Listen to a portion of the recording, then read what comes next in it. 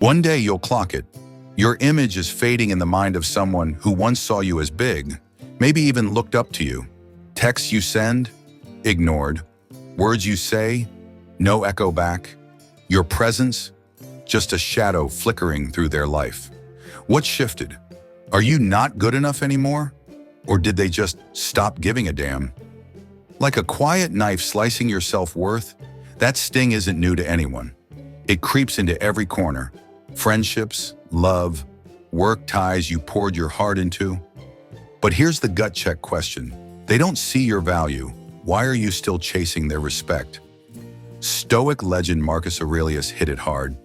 You've got the power to act, not to demand the outcome. Your effort's gold, but are you betting it on the wrong table? Picture a different move. Instead of burning hours dissecting why, drafting long texts to explain, or silently hoping they'll snap back to the old days, you go simpler. Step back, shut up, and pour all that energy into yourself.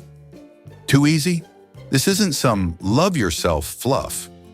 It's a real play, grounded in psych, tight logic, and life's deep cuts that flips the script when you run it. Not just for them, but for you. What happens? Do they wake up to what they lost? Or do you uncover a bigger truth about your worth? The answer's right ahead. Seneca, another Stoic heavy, laid it out. If you don't value yourself, you'll forever be someone else's pawn. So keep waiting or start moving. In this piece, I'm walking you through it step by step. Why they stop valuing you, and how one simple shift can flip the whole game. No empty theories. Everything's broken down, dissected with real examples so you see the why behind it. If you're clawing to reclaim your inner strength amid the chaos, stick with me. Speaking of strength, we're here grinding out this content because of you. If you feel the pull in digging these paths to stand tougher, hit that subscribe button. It takes a few seconds, costs you nothing, but it's a massive boost for us to keep dropping these insights, helping thousands like you find their way back to themselves. We see your fight, and we're in it with you. Subscribe and let's build something unbreakable together. Ready? Let's roll. Why do they stop valuing you? Cracking the problem with psych and reality. Before you can change anything, you need to understand why it's happening. When someone stops valuing you, it's not always a personal jab or proof you've lost your edge. More often, it's about how human minds tick and how the unconscious drives steering behavior. Nailing this doesn't just stop you from beating yourself up. It sets the stage for that simple move we'll unpack later. Let's break it down through two lenses: the psychology of scarcity and the natural shift in people's priorities. 1. Scarcity psych and familiarity. People crave what's rare and shrug off what's always there. It's a bedrock psych rule called scarcity bias. When you're constantly around, always answering, always ready to listen or lend a hand, you fade into their life's backdrop. Think about clean water. You don't give it props till the tap runs dry. Same with people.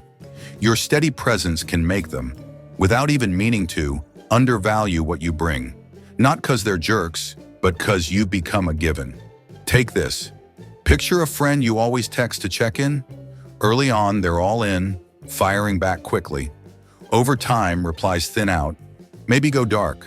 Why? Not 'cause they suddenly hate you. Dig deeper. You're the one always reaching out, always there when they need you, accidentally signaling you're not going anywhere. Result? They stop feeling the urge to keep up their end. Familiarity dims your shine in their eyes. Epictetus, Stoic OG, said, "You can't control what they think, only how you roll with it." Get this, and it's clear. The issue's not you, it's their reaction to your always-on vibe. 2. The natural priority pivot. Sometimes it's not about familiarity, it's their priorities shifting. Life doesn't sit still. People's needs, goals, situations, always moving. Someone who leaned on you might not need you anymore. Not 'cause you're slipping, but 'cause your chapter in their story's done. It's not they're bored like we assume. It's a practical rejig of what they value in you. Check this. A co-worker who used to hit you up for project help. You're always game, and they dig it. until they level up or snag a new resource. Suddenly, the friendly chats fade and you're out of their loop. What went down? Break it out. When they needed you, you topped their list. But once their world shifts, new assistant, more confidence, your practical value doesn't hold the same weight. It's not betrayal, it's human nature ticking along. We zero in on what serves us now. Marcus Aurelius laid it down. Accept that everything changes and don't let it rattle you. Their shift doesn't define you, it just mirrors them. Through these two angles, you see why they've checked out. Part of it's familiarity turning you normal in their eyes, parts their priorities sliding elsewhere. Key point, both are out of your hands. You can't force them to keep valuing you, can't freeze their life from changing. So what's the win here? It frees you from the self-blame spiral. What did I screw up? And hands you a clean truth. Your core worth hasn't dropped. Their lens on you has shifted. Seneca nailed it. The greatest happiness is knowing you don't need anyone else to feel whole. Once you clock the reason, you can quit pointing fingers at yourself and start moving from a stronger spot. This is step one to that simple move. But first, we've got to see why clinging's a misstep. Let's roll on. The cost of clinging and why you need to let go. Getting why people stop valuing you is step one to shaking off the hurt. But it's not enough to shift how you move. When someone doesn't see your worth, our gut reaction is to cling. Send one more text, make one more call, quietly hope they'll get how much you matter. Here's the hard truth you've got to face. The more you cling, the deeper you sink into a self-wrecking spiral. It's not just pointless.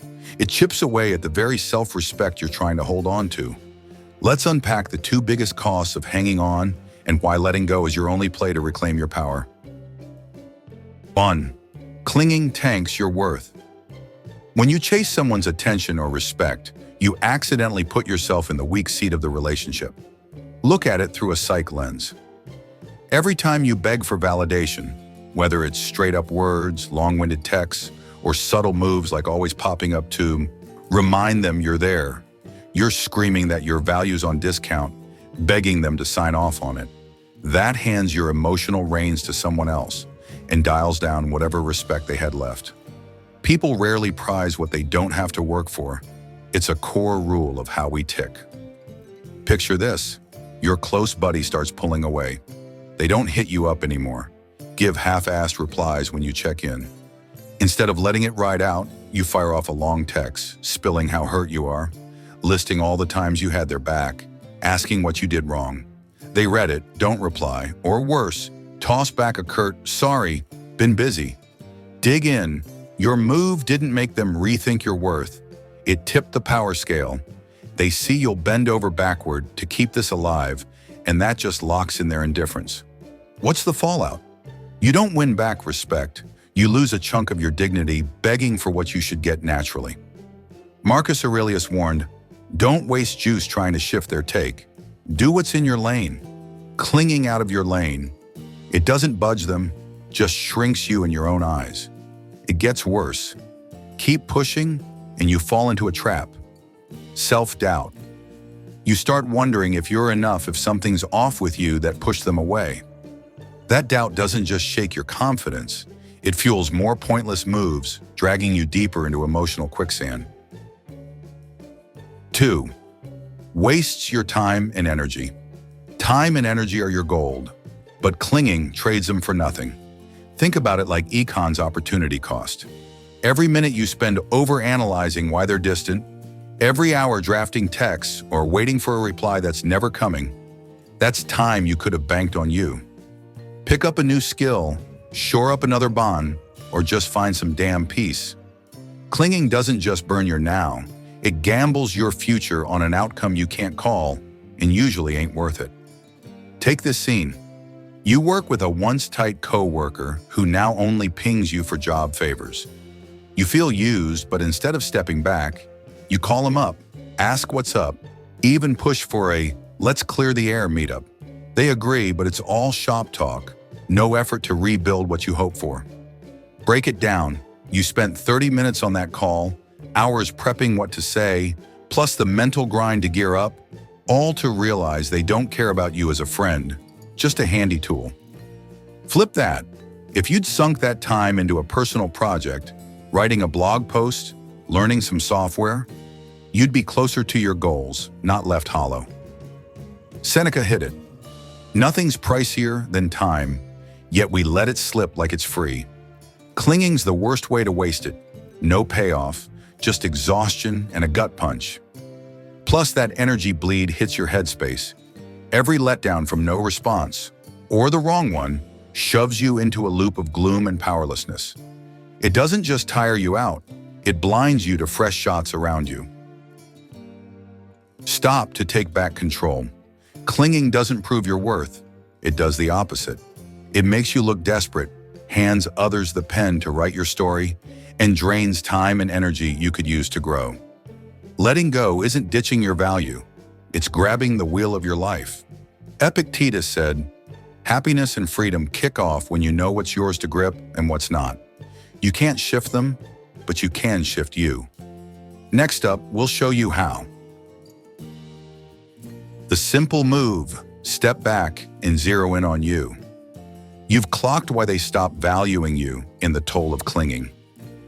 Now we're at the big one, the simple move to snatch back your power, not by arguing, begging, or waiting, but by going quiet, pulling back, and pouring all your juice into yourself. This isn't some cute trick. It's a heavy-hitting strategy rooted in psych, real-life grit, and stoic wisdom that flips how others see you and how you see you. Let's break down why it works and how you can roll it out today with clear, doable steps. 1. The power of silence and distance. Stepping back isn't mind games or punishment. It's a deliberate play tapping two psych basics: scarcity and loss aversion. When you're always there, always on tap, you turn into a fixture in their world. Like streetlights, they only notice when they burn out. Pull away, though, and you shatter that pattern, leaving a gap they've got to face. People perk up more to what's gone than what's in hand. Your absence is the spark that either makes them see your worth or lays bare their indifference. Picture this. You're always texting a friend to check in, but lately they only reply when it suits them, or not at all. Instead of keeping it up, you stop. Texts, calls, showing up in their orbit, all gone, no heads up, just silence. A few days later, they ping you. "Hey, how have you been? Haven't heard from you." Dig in. Your disappearing act broke their "you're always there" habit. They're not getting your steady vibe, the quiet support you dished out, and that gap hits them. Not because you're suddenly more, but because they're forced to feel what's missing. What if they don't reach out? That's gold too. It proves they don't value you, saving you time and energy for bonds that count. Silence isn't just a tactic, it's a flex of self-respect. Marcus Aurelius wrote, "Let your silence speak when words lose their weight." When you bounce instead of battle, you're shouting you don't need to beg for attention, you're whole enough to walk. That quiet confidence pulls harder than any plea ever could. 2. Focus on you, not them. Distance kicks it off, but the real juice of this move is what you do with that freed up energy. Lock it on yourself. This is the Stoic self-reliance playbook. You don't need anyone's stamp to know your worth. You build it through action and growth. When you stop dumping effort into fixing a lopsided tie, you get to redirect that fuel into leveling up. It's not just about reclaiming confidence. It crafts a tougher you, one who doesn't lean on others' nods to feel solid.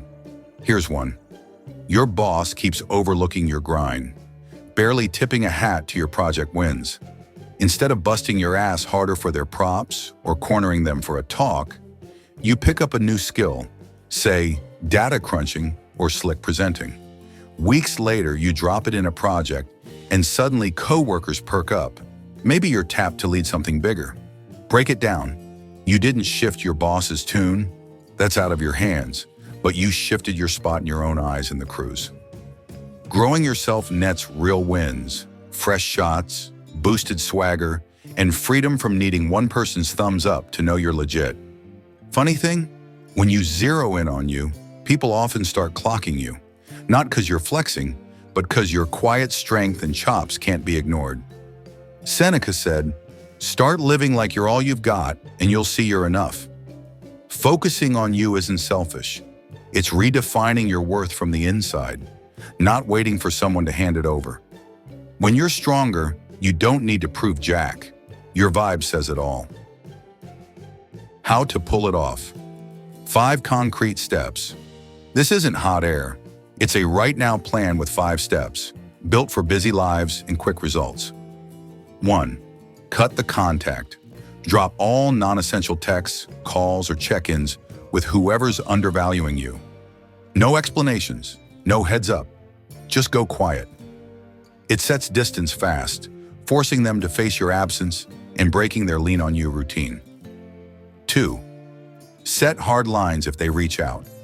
If they ping you back, don't spill your guts or jump in. Keep it short, neutral. Been busy, catch you later.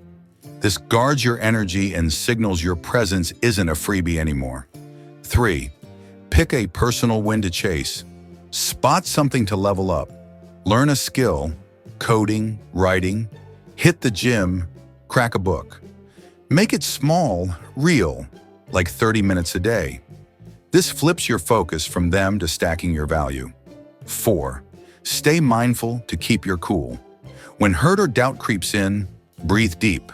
Ask, can I control this? Mindfulness keeps you steady, locked on now, not spiraling over yesterday or tomorrow. Check the score after 2 weeks. After 14 days, look, did they shift? How do you feel? Whatever shakes out, you've got hard data. Keep the gap or rethink the tie on new terms. Epictetus advised, train yourself to care only about what you can grip. These 5 steps are that training. Simple, real, potent. They don't just tweak the outside, they rewire your core. This move's no quick fix. It's a bedrock shift in how you roll. Next up, we'll unpack what happens when you run it, the outcomes and why you win either way. Stick with it. What happens when you run this play? You've got the simple move down, step back, focus on you, and the 5 steps to make it stick. But what goes down when you put it in motion? This isn't instant magic or some movie-perfect script. It's a process with real trackable wins that always leave you holding the W, no matter how they react. Let's break down the 2 main outcomes backed by psych and real-world grit to show why this works and how it shifts both the outside game and your inner strength. Scenario 1. They clock your worth. When you pull back and stop reaching out, your absence can flip a natural psych switch. Loss aversion. People don't clock what's valuable till it's gone, and your exit's the spark that makes them rethink what they've shrugged off. Don't expect an instant grovel or a full 180, but it can nudge them to reconsider your spot in their world, especially if you've been their rock. Imagine you're always bailing out a coworker with reports, but lately they've taken it for granted. Barely a thanks, no give back. You roll the play, stop jumping in, focus on your own grind, keep convos short. A week later, they swing by. You been slammed? I'm stuck on this report. You used to hook me up. Dig in. Your absence threw a wrench in their lean-on-you routine. They're feeling the gap, not because you're suddenly more, but because they're hit with what's missing without your steady lift. It's not a lock they'll change for good, but it forces them to face that you're not a default setting. If they come back real, you've got a shot to set new lines, build something balanced. Marcus Aurelius said, "Do right, but don't bank on gratitude." This move isn't about chasing props. It's setting the stage for them to see your worth on their own. If they do, you've scored respect without begging. Scenario 2. They ghost for good. What if they don't circle back? That's the second play, and it's just as clutch. You step off, and they don't blink. No text, no you good, no pull to keep you close. That's not a loss, it's a jailbreak. You've just confirmed a hard truth. They don't value you. You've cut a dead-end tie loose, saving your time and juice for what's worth it. Think of that friend you always hit up, but they only reply when they need a favor. cash, a ride, advice. You run the move. Stop pinging, don't jump at their asks, pivot to your hustle like an online course. 2 weeks pass, nada from them, no text, no call. Break it down. Their silence screams you only mattered when you were useful. If they cared, they'd have tossed a line, even a quick hey. They didn't, and that's cold data. It's a one-way street. Instead of stinging, you breathe easy. You're not wasting energy on someone who doesn't rate you. Seneca dropped, "Let those who don't want to stay bounce." That's how you keep your peace. This isn't a hit. It's a quiet win, shedding dead weight. You've cleared room for new ties, folks who'll value you without you proving squat. Either way, you come out on top. Whatever shakes out, they see your worth or they're gone. You're the champ. They come back, you snag respect and a chance at a fairer deal. They split, you ditch a dud, reclaiming time and energy for you. Epictetus nailed it. No one can hurt you unless you let them. This play puts the reins in your grip, not theirs. Next up, we'll lock in how to keep this vibe long-term. Stay with it. Build a lasting mindset. Your worth is forever. The simple move, stepping back and locking in on yourself, isn't just a quick fix. It's the gateway to a rock-solid mindset where your worth doesn't sway with how others treat you. By now you've seen how it rolls and what shakes out when you run it. But to truly live with that inner strength, you need a long-game foundation, a stoic vibe that pegs your value as eternal, untied to outside props. Let's unpack the 2 big pillars to keep this humming. Knowing your worth is baked in and making non-stop growth your core juice. 1. Your worth doesn't hinge on them. One of our biggest slip-ups is tying our value to how others see us. Someone doesn't rate you, and boom, you're spiraling. What's wrong with me? But here's the stoic bedrock truth. Your worth isn't handed out or snatched away by anyone. It's in you, locked in your ability to think, act, live by your code. Picture a painter grinding daily, no buyers, no claps. They keep at it, not for the spotlight, but because creating lights them up. Break it down. Their worth isn't in gallery nods. It's in their skill, their grit, the fire in every stroke. Does a gallery pass? Doesn't trash the art's quality, just shows their taste, not the artist's core. Same with you. When someone doesn't value you, it's their lens, their needs, priorities, blind spots, not your essence. Marcus Aurelius put it sharply. You don't need anyone to tell you you're worth it. Your existence is enough. Your inner value doesn't need proving or a cosign. It's a steady flame, burning bright whether anyone's watching or not. This flips the script on emotional neediness. You don't crave that one person's nod to feel whole. You start rolling from a confident spot, knowing your worth doesn't dip with their take. 2. Relentless growth is the key. Knowing your values built in is step 1. To make it a lasting power, turn constant growth into your daily grind. In Stoic terms, progress isn't hitting perfect. It's chiseling yourself better every day, like Japan's Kaizen, that nonstop improvement hustle. When you keep growing, you don't just shore up your inner worth. You turn into someone irreplaceable, first to yourself, then to those who deserve you. Imagine you're in a crew where your effort's overlooked. Instead of fishing for props, you level up, say mastering time hacks or a slick new tech tool. Months later, you're the go-to problem solver, teammates hitting you up for input. Dig in. Your growth didn't shift the haters' tune, but it flipped your spot. You're not begging for eyes anymore. You're bringing heat others seek out. It jacks your confidence and proves your worth doesn't need a kickoff cheer. It's forged in the moves and wins you stack. Seneca said, "Spend every day doing something that makes you tougher than yesterday." Relentless growth turns your inner value into a living force no one can shrug off. When you keep learning, new skills, solid habits, emotional grip, you spark a positive loop.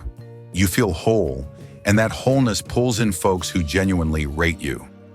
The simple move doesn't stop at a distance. It's your launch pad to a long-haul mindset where your worth is untouchable forever. When someone stops valuing you, don't cling, don't fight. Step back, lock in on yourself, and see what shakes out. This ride isn't just about winning back respect or ditching dead-end ties. It's your path to real inner strength, a stoic mindset where your worth is rock solid, untied to anyone else. Marcus Aurelius hit it. You've got soul-deep power to handle anything if you choose to see it right. This simple move is how you pick that view and act, not to change them, but to flip your own game. Start today. Drop the texts, set a fresh goal, let life prove your value.